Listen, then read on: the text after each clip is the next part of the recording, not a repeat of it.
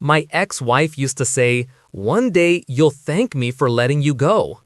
I used to think that line was just cruel optimism disguised as wisdom. Turns out, it was the truest thing she ever said, just not the way she imagined. I'm 40, male. A year ago, I signed separation papers on a Tuesday evening. By Thursday morning, I owned just shy of $9 million. She didn't find out until months later. But to understand how wild the whole thing was, you need the backstory. My ex, Lena, and I were together for 9 years, married for 6. No kids, which, looking back, might be the greatest mercy the universe ever granted me. We lived in a mid-sized town. She worked at a cosmetic dermatology clinic doing laser treatments and skincare procedures, earning around $62K. I'm a project manager for a construction firm, usually pulling around $85K with overtime. We weren't wealthy, but our bills were paid, we vacationed modestly once a year, and we had a decent savings cushion. But last year, Lena started changing in ways that would have been obvious to anyone with 2 functioning neurons. New gym routine, new clothes, expensive ones she claimed were on sale. Constant phone screen flipping when I walked into the room. Sudden disinterest in our Friday movie nights. Classic signs, and I absolutely pathetically ignored them. I told myself it was stress, or burnout, or something I'd done wrong, and like an idiot, I tried to fix it by being extra attentive. Turns out, the only thing I was fixing was my own denial. One Tuesday after dinner, not even a special night, just leftover pasta, she exhaled like she had a speech rehearsed. "We need to talk." Never good. "I've been seeing someone. It's been a few months. I didn't want you to find out this way, but I'm not happy anymore. I need more from life than this cycle we're stuck in. He understands me. He pushes me." I remember asking, very calmly, "How long?" 6 months. 6 months. Half a year of pretending. Half a year of letting me plan trips and make meals while she built a life with someone else. Who was he? A pharmaceutical rep who visited her clinic regularly, made 6 figures, drove a Tesla, ambitious, as she kept calling him. Then she added, with a sort of self-satisfied pity, "You'll be better off without me. You're too comfortable, too predictable, too safe. I've been holding myself back trying to fit into a life that's not big enough." The part that stung wasn't even the cheating. It was the condescension. She had already spoken to a lawyer. She wanted it clean, fair, and simple. Half the house, half the savings, no alimony, no drama. The irony of what came next still feels surreal. Her lawyer drafted the separation agreement. My lawyer reviewed it. Everything was split in half. The house we'd bought 4 years earlier for $310K, now worth around $350K. The vehicles, the $22K we had in savings. We each kept our own retirement accounts and personal items. It was, objectively, straightforward. I signed the papers on Tuesday, June 6th. She moved out the next morning, suitcase in hand, wearing some fancy athleisure set I'd never seen before. She drove straight to the pharmaceutical rep's condo across town. That Thursday, June 8th, I stopped at the small convenience store near my job where I bought a weekly stack of scratch-offs. I never did the big lottery draws, just scratch-offs for the fun of it. But for whatever reason, boredom, impulse, or the universe whispering, I bought a $30 ticket I'd never tried before. Scratched it on my lunch break in my truck. I won $9 million. Not split with 3 other winners. Not annuity paid over 30 years. Just, here is your life-changing lump sum. I sat in the truck staring at that ticket until my food went cold. The lottery office confirmed it. My hand shook when I signed the claim forms. They referred me to a financial attorney who specialized in major wins. His first question? "Are you married?"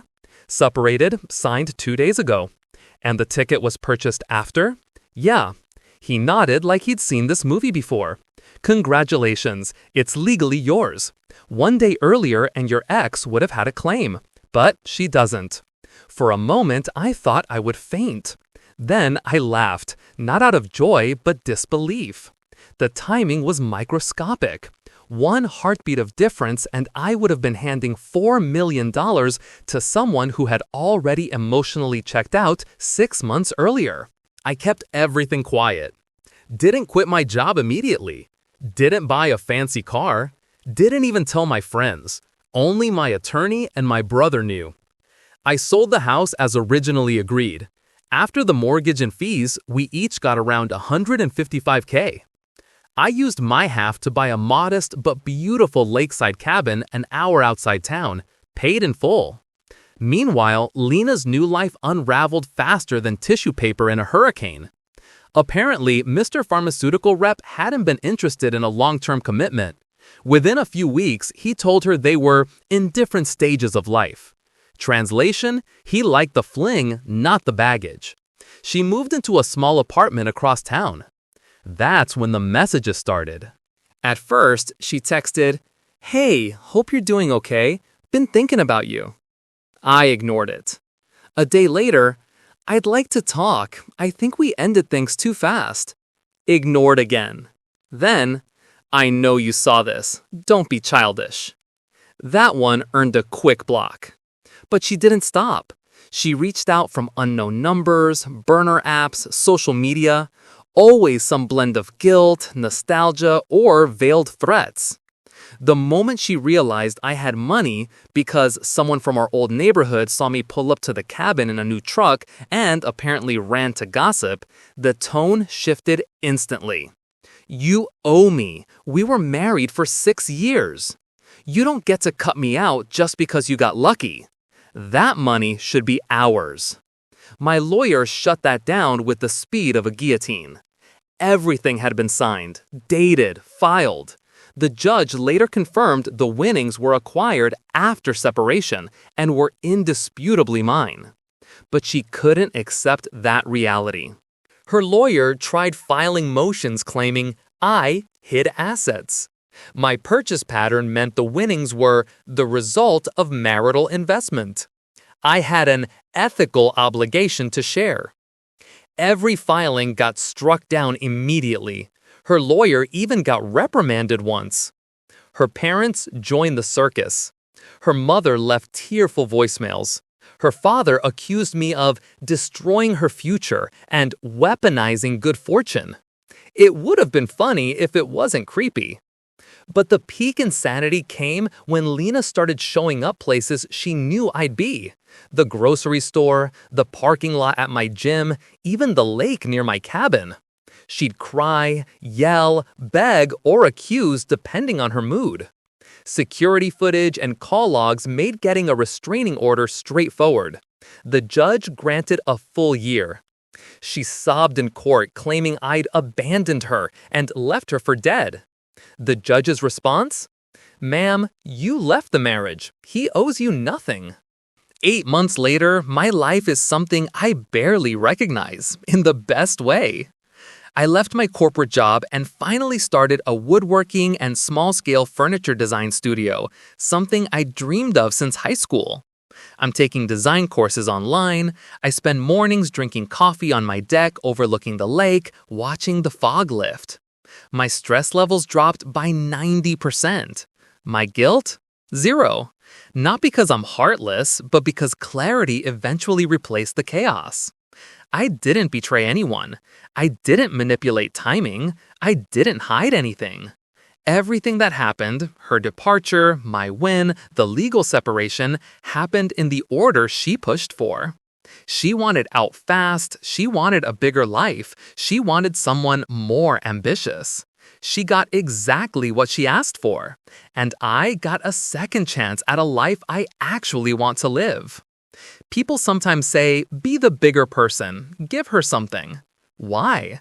To reward her betrayal? To soothe her regret? To fix consequences she created? Chance dealt me an incredible card, but she folded her hand before the game ever ended. I didn't change when I got money. I simply stopped apologizing for existing. And if Lena ever truly meant that line about setting me free, then yes, she did. Just not the way she hoped.